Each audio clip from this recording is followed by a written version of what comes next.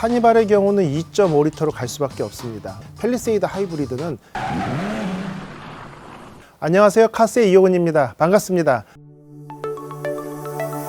2.5로 갈 수밖에 없겠죠. 카니발의 경우 이제 경쟁 제품으로는 도요타 시에나의 성능과 비교할 필요가 있거든요. 시에나 같은 경우 2.5리터 가솔린 자연 흡기 엔진에 하이브리드를 얹어서 246마력이고요. 복합 연비가 14.5리터고 성능과 효율을 확보해 놨기 때문에 결국은 2.5로 가야 됩니다. 근데 2.5 이상은 또 의미가 없는 게 엔진 배기량이 3,500cc 된다라고 하면 하이브리드로 갈 의미가 없거든요. 결국은 2.5리터 엔진에 하이브리드를 장착할 가능성이 99%입니다. 글쎄요, 팰리세이드는 텔룰라이드하고 동급의 차종인데 현대 기아는 이제 순수 전기차 EV로 아이오닉 7하고 EV9을 출시할 계획인데요. 시장이 겹치게 되거든요.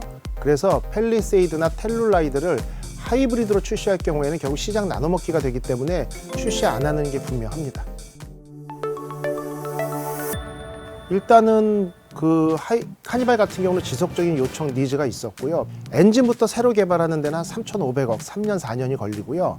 엔진이 기존에 있는 것을 기존 차종이 얻는 데만도 1, 2년 이상이 막대한 비용이 들거든요.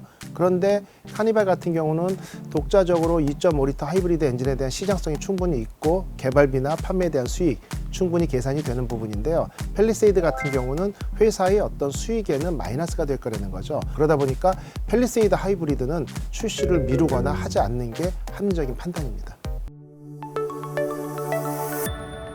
이게 좀 상당히 좀 어려운 부분입니다. 왜냐하면 저공해 자동차라는 그 기준, 환경부 기준이 시대별로 달라지고 있거든요. 결국 각국 정부가 매년 이산화탄소 배출량을 강화하고 있기 때문에 2010년, 지금부터 한 12년 전에는요, 정부, 환경부 장관이 클린 디젤이 친환경 자동차의 미래다 이렇게 얘기를 했었습니다. 그래서 정부에서도 3등급으로 친환경 자동차를 구매를 했었고 대형 디젤 차들을 많이 샀었죠. 근데 현재 정부는 하이브리드 차를 대기환경보조법상 저공해 자동차로 분류되어 있고요. 취득세 최대 40만 원, 각종 세금까지 합해서 약 143만 원, 총액 183만 원을 감면받을 수 있는 차종으로 제도를 운영 중인 건 맞는데 이 혜택이 2025년에 소멸되거든요.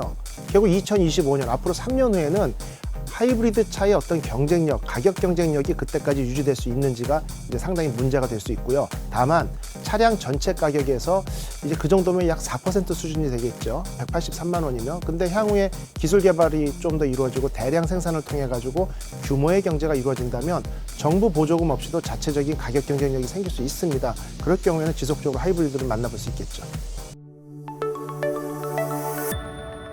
예를 들면은 현대기아에서 하이브리드 차종을 소렌토였나요? 출시를 했는데 그 연비가 0.1인가 0.2가 맞지 않아 가지고 보조금 135만 원을 못 받는 사태가 발생했을 때 정의선 회장께서 아무한테도 책임을 묻지 않고 회사에서 그걸 감내하겠다라고 했었거든요. 그런 쪽은 회사의 어떤 마케팅 전략일 수도 있고요. 결국은 그 4% 내외라는 건 어떻게 보면 최근에 판매되는 현대 기아로 보면은 현재 판매되는 차량의 수익 정도 됩니다. 보통 3, 4%의 영업이익률에다가 뭐 홍보 마케팅 광고, 반도체 이슈로 최근에는 8에서 9%까지 영업이익률이 높아졌습니다만 자동차 자체는 한 3, 4%라고 보거든요. 결국 수익을 포기한다면 하이브리드를 출시할 수 있는데 규모의 경제 말씀드렸잖아요. 연간 차량이 1, 2만 대 팔리던 게 5만 대 가면 생산 원가가 30%가 절감되고요. 10만 대가 넘어가면 그 30%에서도 또 30%가 절감됩니다. 결국은 1만 대, 2만 대 프로토타입으로 판매하는 차량 대비 10만 대가 넘어가면 자동차의 생산 원가는 절반밖에 들지 않거든요. 그러다 보니까 도요타가 하이브리드 가지고 전 세계를 다 제패할 수 있는 게 가격 경쟁력, 규모의 경제라는 겁니다. 결국은 지금보다 정부 보조금이 없다 하더라도 한 2, 3년 후면은 그동안 개발비나 설계비 다 회수를 했을 테고요. 그 다음 규모의 경제로 판매 대수가 연간 5만 대 이상 늘어난다라고 하면은 실제 100 몇십만 원의 어떤 정부 보조금의 일부 아니면 전부를 제작사가 흡수할 수도 있다 이렇게 볼 수 있습니다. 지금까지 카스의 이호근이었습니다. 다음 시간에도 전 세계 자동차 소식 및 자동차 팁에 관한 이야기들 신나게 풀어드릴 테니까 댓글 많이 남겨주시고요. 구독과 좋아요 꾹꾹 눌러주세요. 감사합니다.